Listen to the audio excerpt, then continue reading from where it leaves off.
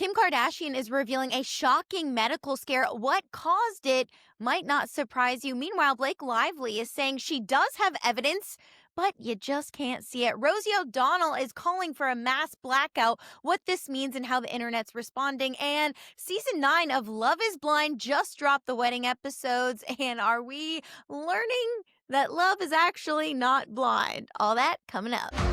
Show me life, show me love, make it change, time is up. Hey everyone, welcome back to Behind the Headlines. I'm your host, Ashley Bourne-Nansen. If you love going behind everything you see in pop culture and entertainment, go ahead, hit that subscribe button, give this video a thumbs up, hype it out, and let us know where you're tuning in from in the comments. So before we get to the Blake Lively, Justin Baldoni saga, the gift that keeps on giving, we do have to talk about Kim Kardashian. So Kim Kardashian is sharing with us in the season 7 premiere of The Kardashians on Hulu that doctors actually found a brain aneurysm.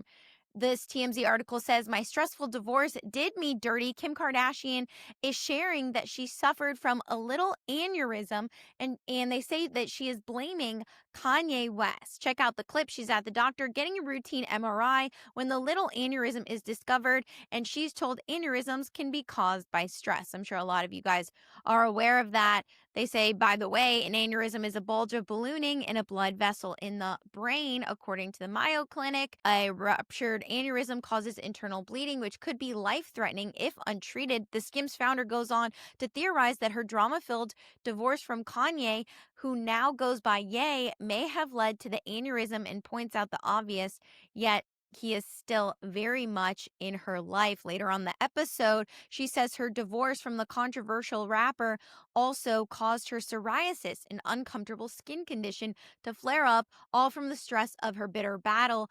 Kim got completely candid during the Bombshell season 7 premiere, also discussing her belief that she had Stockholm syndrome, a psychological coping mechanism that makes people have positive, caring feelings toward their abuser. That's a really big statement to make.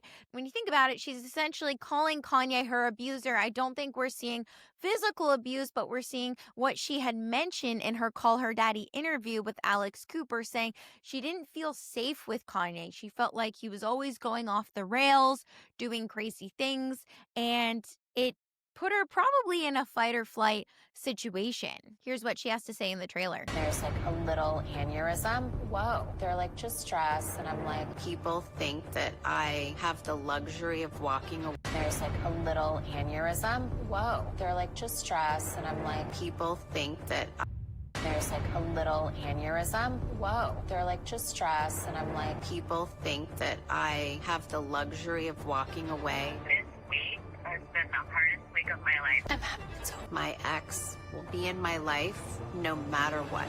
We have 4 kids together. Last night, I was like, why the f is this happening? You're not allowed to tell anyone. Okay. I'm serious. Okay. Dear Heavenly Father, give me the patience. It's not that big of a deal. Didn't the trailer feel like they were promoting a horror movie? And I think that's what we're seeing. Kim is essentially, in little words, telling us that eventually being married to Kanye became a horror movie. And we saw this play out all over the internet, all over his interviews, where he's putting down the Jewish community, spreading anti-Semitism. It is grotesque. It is disgusting. I couldn't imagine being married to someone like that. A lot of people think he's a musical genius. Does that matter if someone's spreading so much hate against an entire race? I feel so bad for Kim. I think we're finally starting to see, even throughout the Alex Cooper interview, Alex comments, wow, you never say anything bad about your marriage. And it's because he's still the father to her children. But now we're starting to see just how dark it got. I have to give kudos to Kim for being the gracious and strong one in all of this, because we have not seen Kim publicly discuss her marriage, discuss her trauma that she's clearly felt. She gave us a few glimpses in the Alex Cooper Call Her Daddy interview, but we're seeing she's even saying, I didn't feel safe. Now, again, she's not saying it was physically, but mentally, emotionally, spiritually, having a safe environment for your children. Take a listen to this. You said, which is so relatable. It's like, it's almost sometimes easier to stay than to leave.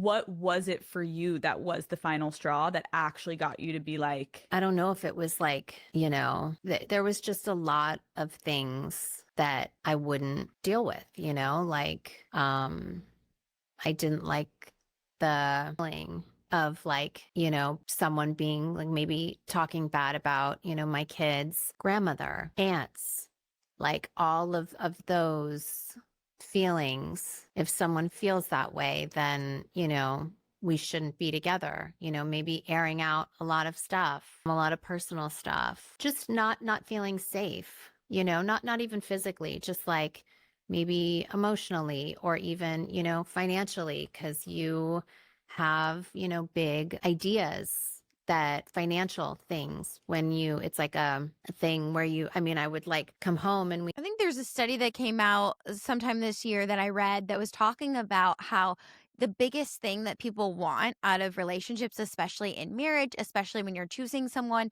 to partner up with and have children, is feeling secure and feeling safe. I feel like that's so underrated when you're dating. You always go for the people who are, you know, bright and loud and, you know, the coolest voice in the room, or at least I did back in my 20s.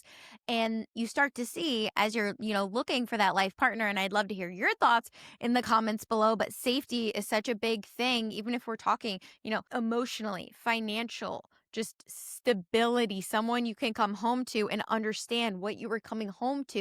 And I think we're seeing, you know, as much as Kanye's saying, no, it's the system that's all messed up. I mean, we understand that there's a lot of corruption that happens in our government, in Hollywood, you know, in any big industry. There's going to be corruption, which could have led him to this mania. But you can't blame the Kardashians for the hatred that you have spread. It's utterly disgusting. And I personally feel so bad for Kim and her children to be put in this situation, but I feel like they're coming out of it. But like she said, this is something they have to continue to deal with. I think this season is going to tell us a lot and show us a lot in the Kardashians, and also her show where she's actually playing a lawyer in All's Fair. I think this is going to be so iconic. And it's so funny because this reporter goes, "Oh, how crazy, you're playing a lawyer. It's just like life imitates art." And she's like, "No, it was actually all planned." And I think this is a great example that Kim Kardashian does not get the kudos a lot of times that she deserves. She's always been this person that, I don't know if she's still like this, but I think a lot of people always underestimate Kim, and she's like, I don't care. You can underestimate me. I'm an evil genius, along with my mom. You are awaiting the bar exam results. They're coming in November. You were studying while you're doing this show. How would you kind of describe this era that you're in? Because you're juggling a lot. I mean, it's pretty meta, right? It is good practice. There is a lot of lingo that I know that is really fun that I have to explain to the other girls. Yeah, that they don't really know. So it has been such a fun experience. Life imitating art is hilarious. Like, I'm sure you didn't plan all of that, you know? We kind of did, though. You did? Yeah, we kind of did. I mean, it was inspired. Ryan wrote the role based off of my law school journey, and then with a twist. You're a leading lady. See, it's so funny. Someone writes, "So funny that Kim is becoming the new Chris for her kids. This show was inspired by her own law school journey." And I think this just goes to show, like, you go ahead, keep underestimating Kim. She's going to continue to prove you wrong. She's a lawyer. She runs her own business. Skims is so widely popular. She's actually suing companies that are creating dupes of Skims. I've actually heard the Amazon dupes are pretty epic. So I don't think we should ever underestimate her. It'll be interesting to see how she is as an actress. Have you guys seen her episode of, what's that other Ryan Murphy show that she appeared on that kind of started all of this? I have not, but I think it'll be really interesting seeing her play a lawyer. Best thing that they could have figured out is, okay, if you're going to be an actress, let's have you play something that gives you an edge because you're already bringing in a ton of credibility. Meanwhile, so while Kim continues to hone in, one celebrity is saying it's time for you to Blackout. Rosie O'Donnell, who decides not to even stay in America, she's preaching this from Ireland, is sharing that she wants you to participate in a mass blackout. It says, we're not asking, we're shutting it down. Mass blackout, November 25th to December 2nd, the largest economic blackout protest in U.S. history, begins November 25th. What is that, Thanksgiving? Oh, great. Yeah, like people are going to black out for Thanksgiving. It's like one of the biggest spending times in America. It's probably why they want to do the blackout now. They say no work. Oh, okay. No work. Just don't show up to work. No spending, no restaurants, no projects, no events, no backing out. Prepare for the impact. Now, I think the best thing about this is the comments and how this is being received. People say, I'm a teacher and can't skip work, but I'll support in other ways. That's so nice of you to pay for my rent and car note since my check will be short a week. Support local businesses. This is great for people that are privileged enough to be able to do this. A lot of small businesses will suffer with a week of no sales, myself included. Maybe not even be able to pay for rent or employees with such a revenue loss. I love how multimillionaires are calling for people who work paycheck to paycheck to not show up to work. This will be as effective as the King's March. Can't wait. Listen, Rosie, if you want to host all these things or at least promote these blackout experiences, maybe you should be the one saying, you know what? Also, I'm going to help fund the days that you're missing from work. I'm going to help you in the backlash. Or better yet, I'm going to stay in America because when things get tough, I don't run away. I'm not going to go off to Ireland. It's like saying, you know what? We're all playing in the soccer game. I don't feel like playing anymore. But you know what I'm going to do? I'm going to yell at you from far away of how you should be playing in the soccer game. You're not on the field anymore. If you want to help support America, come back to America. That's what I have to say about that.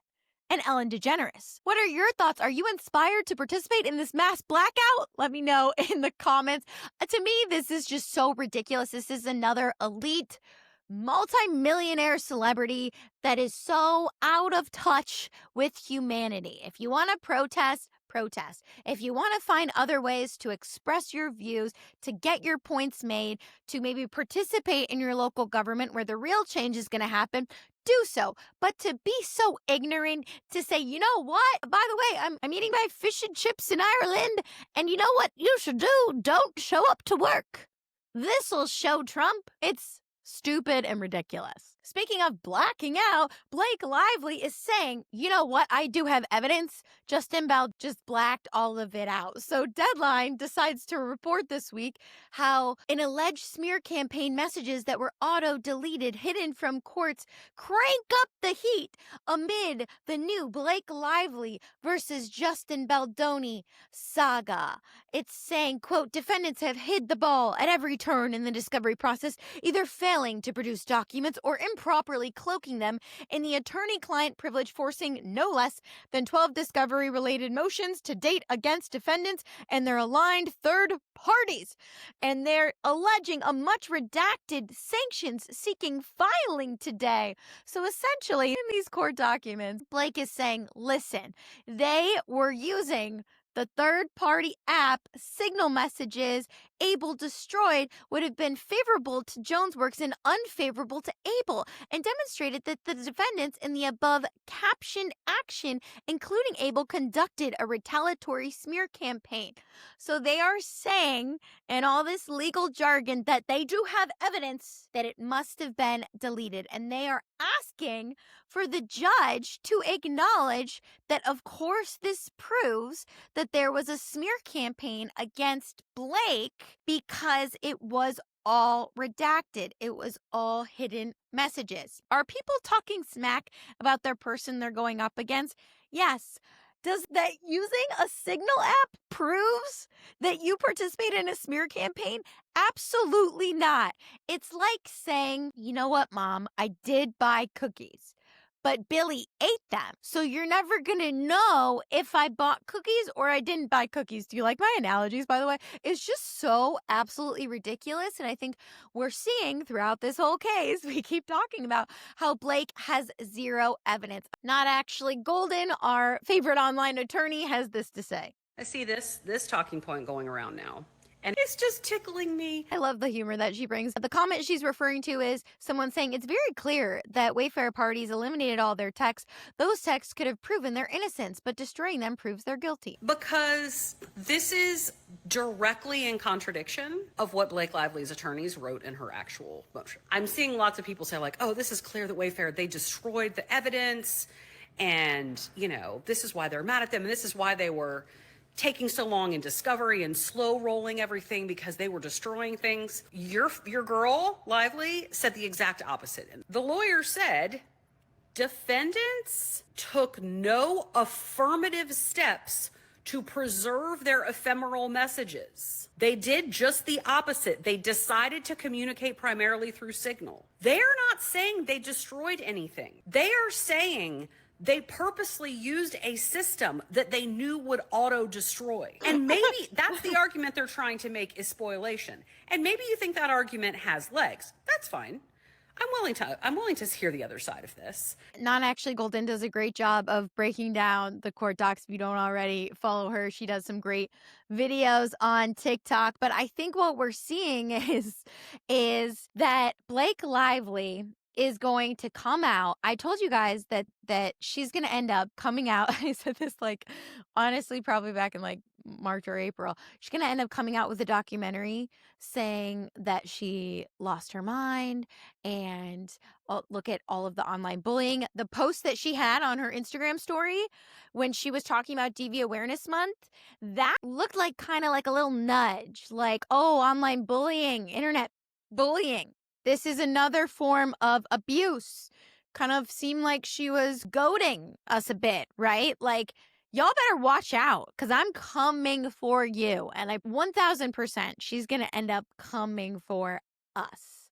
Clearly, this was spoon-fed to Deadline. And do any of the outlets decide to report on the Steve Sarowitz recording? No, literally no one. Not a single outlet is talking about the audio recording from Claire Ayub, which is really just shows us all the corruption that we needed to hear, because what we're seeing is they could have easily taken that audio and said, Justin Mee's team, Wayfair Studios, or Justin Mee's producers say, and then said some of the statements.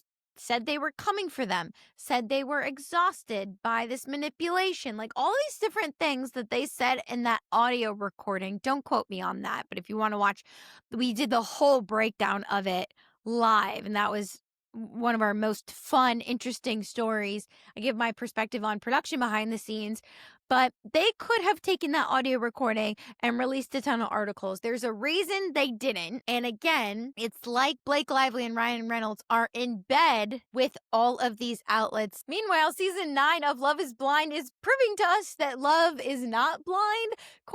This is the one season where 0 couples got married. And I have so many thoughts and so many questions on this. Let me know if you guys have been watching this season.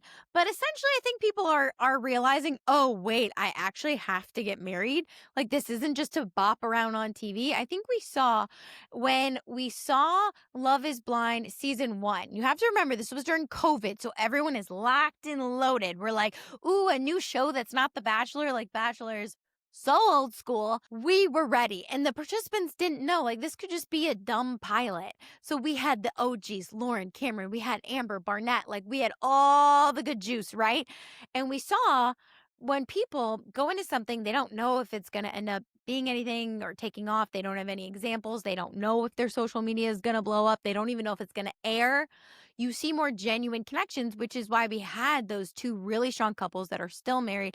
Amber and Barnett had a baby. I believe I saw that Lauren and Cameron were pregnant as well, which is so exciting. But as seasons go on, you know, you start to see everyone's playing the game. Everyone knows it's reality TV. I'm going to get 1 million followers. I'm going to quit my job. It did not help that our 2 hosts of Out of the Pods, Deepti and Natalie, blew up the internet a couple years ago when they were on the show saying, oh, yeah, I make $500,000 a year now. Like, of course I'm going to quit my job. We're just giving people more and more reasons to go on shows for money. And I think we're seeing that, unfortunately. I don't know if it's because Love is Not Blind. Yeah, why do you think these couples didn't make it?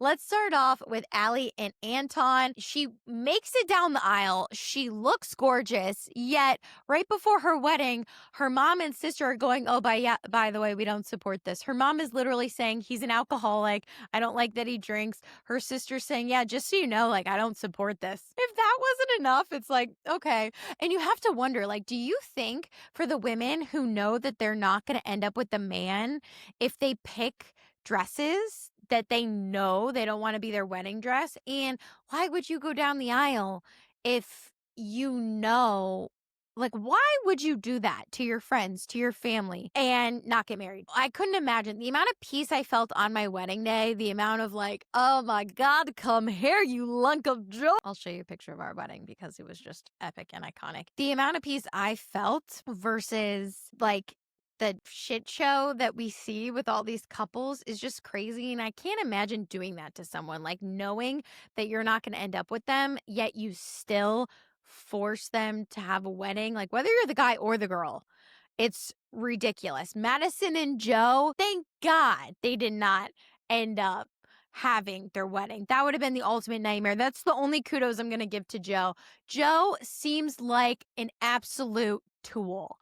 Joe is the kind of guy that you're like, that's a fun guy in your 20s. That is not the kind of guy you end up marrying later on. He seemed genuine in the pods, whatever. Madison's such a catch. She's such a sweetheart. She has an eye condition, so she could end up going blind later in her life. So she really genuinely wanted to do this experiment, which is putting a lot on someone. You know, it's asking someone a lot to be like, hey, like, are you willing to be a caregiver in a sense if I do end up going blind? That is a lot to ask someone. Joe didn't seem fazed by it. You know, he probably was. The minute she said that, he probably was like, not into this.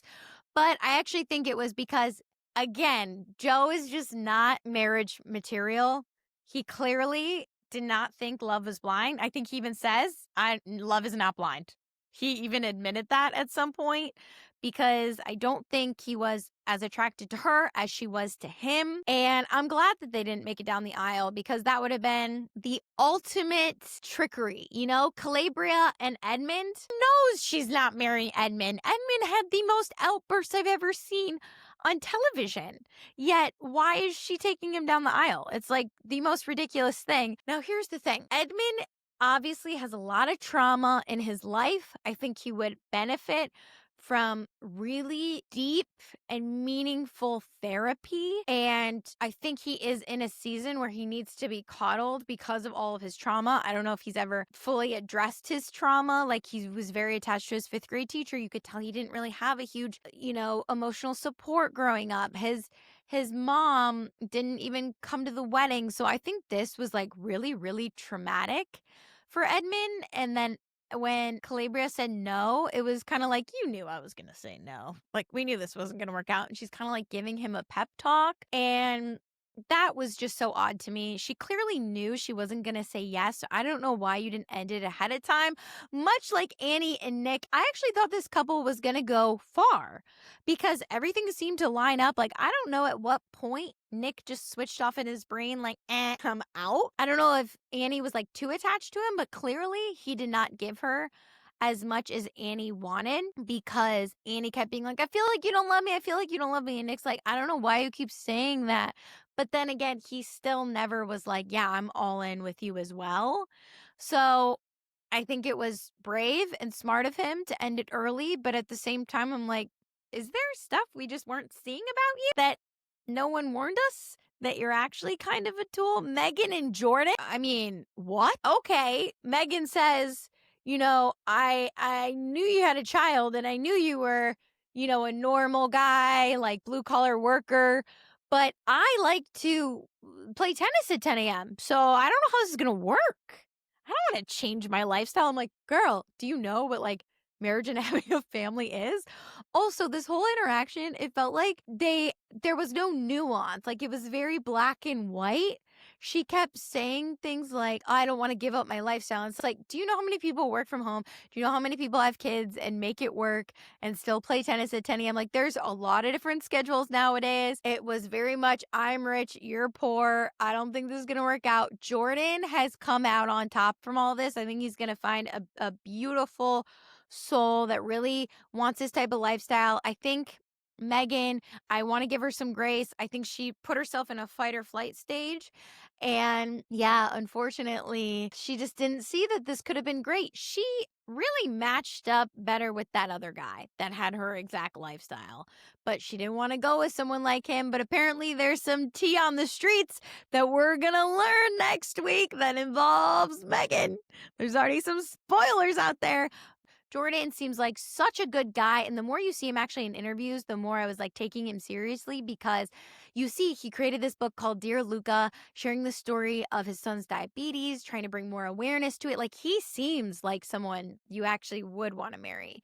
So it's unfortunate that this didn't work out, but I think he's going to land a really good soul. This was wild. Like, they wrapped up this episode and was like in a fun boppy way, but then you like big picture and you're like, oh, no one got married. Like, is love not blind? I want to hear from you. A lot of people are watching these shows trying to not look at the screen so they can guess, which person is which. I think that would be really hard to do. Maybe I'll try. My husband can watch the screen, but I won't in the future. So hard to do. But have you ever played a game where you have your significant other, like, you're like, close your eyes, you're like, oh, would I be attracted to you? I don't know if love is blind. When I met my husband, he walked into the restaurant bar and I was like, oh, I could have his babies. So I don't know if love is blind. A part of me thinks it's not blind. I don't know. Are we feeding off of energy? Who knows? Let me know your thoughts in the comments if you haven't already. Subscribe to the channel and I will see you in the next one.